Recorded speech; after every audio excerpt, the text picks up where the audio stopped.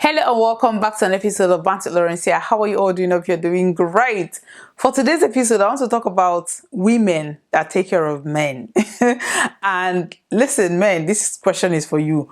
Would you date a woman who is happy to support you financially, pay the bills, open up a business for you, and would that take away your manlyhood? Or I don't even know how to put it, because most men, they feel kind of emasculated and they will leave that woman to go and chase a girl that they will pay or they will take care of. So I don't know.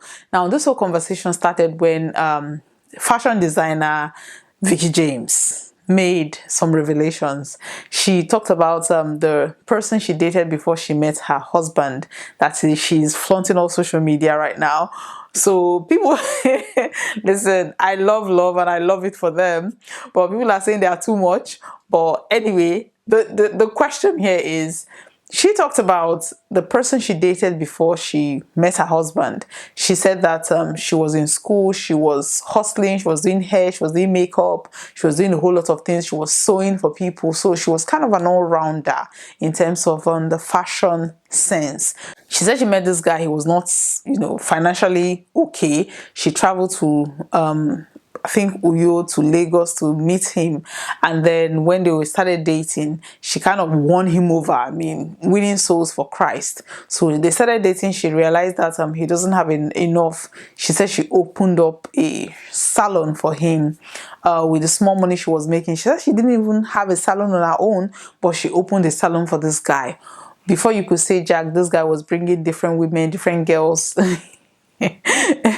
He was using her money. Somebody that is jobless, using the money she was making from the salon to chase, to feel like a man, basically. That's what they call it. Anyway, let me just play Veekee James' video before we continue. Watch this.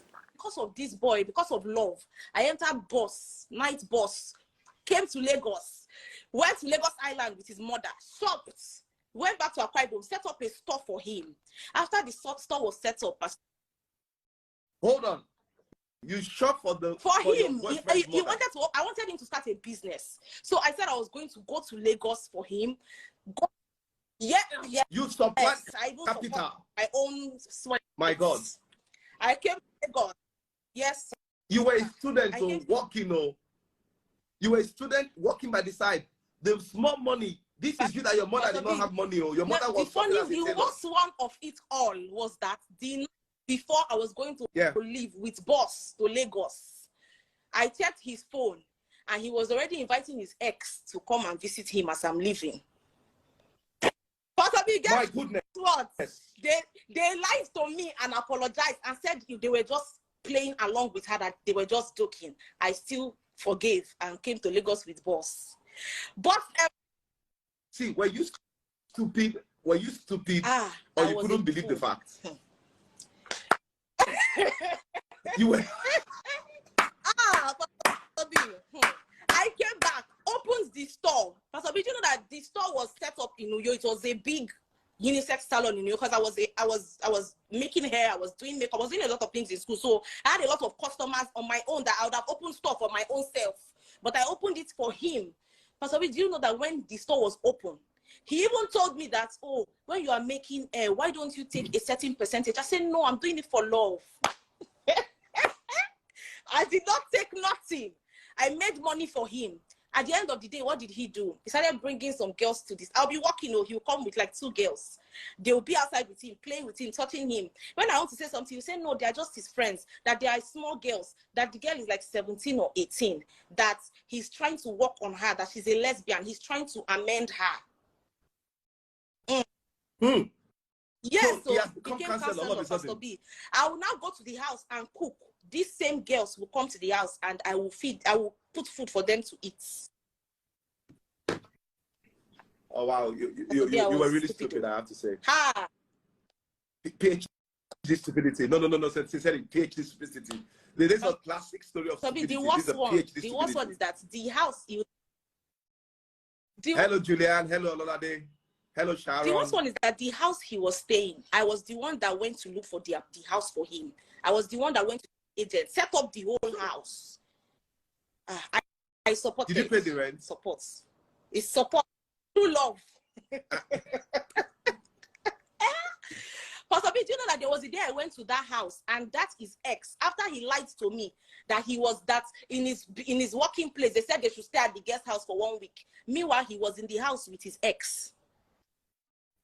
Now, this video has generated a whole lot of conversation on social media. People saying that, listen, it's struggle love is no longer.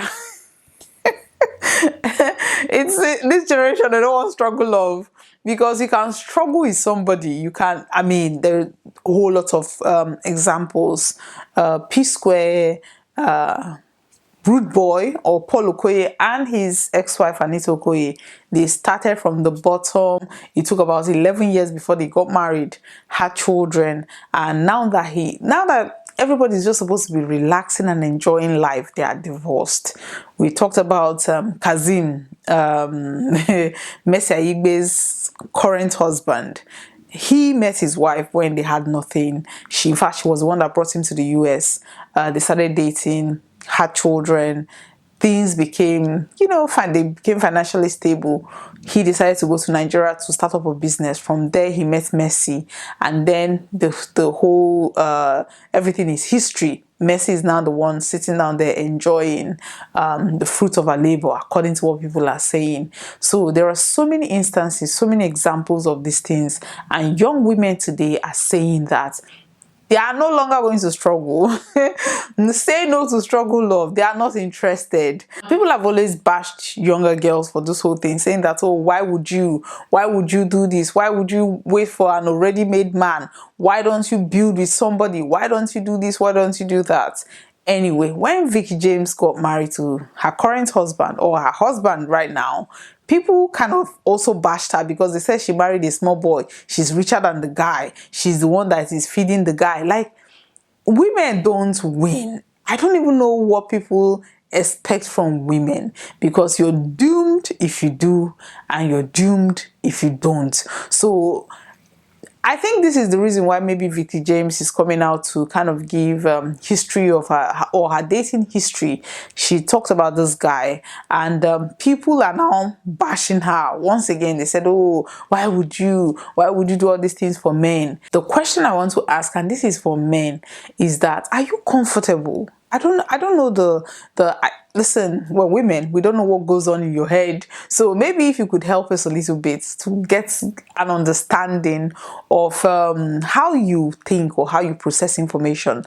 Let's say I am a financially stable person. I met a guy who is not financially stable, and then we started dating. He told me he loves me. He's going to give a liver and a kidney to me.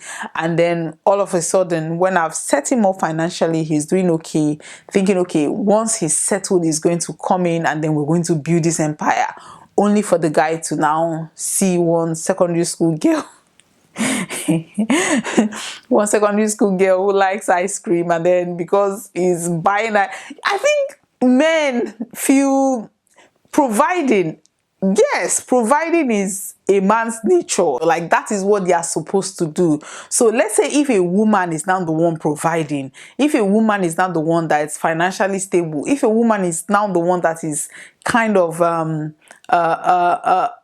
helping you out to find your footings, I think it kind of make them feel less of a person. I think it's the ego, or maybe is the lack of self-esteem, because a woman is now providing, there is that lack of self-esteem, and that kind of makes them feel small. I don't know. Men, please help us out. Would you want a woman who is financially stable that you can build together, or would you just prefer to marry somebody who, even if it's 1 cup of rice you're bringing daily, she's managing that, and you're just happy that she is there answering Sasa, and that is the only thing you can afford? Let us know in the comment section. Thank you very much for watching today's episode. Please like and share. Thank you very much for watching. Bye bye.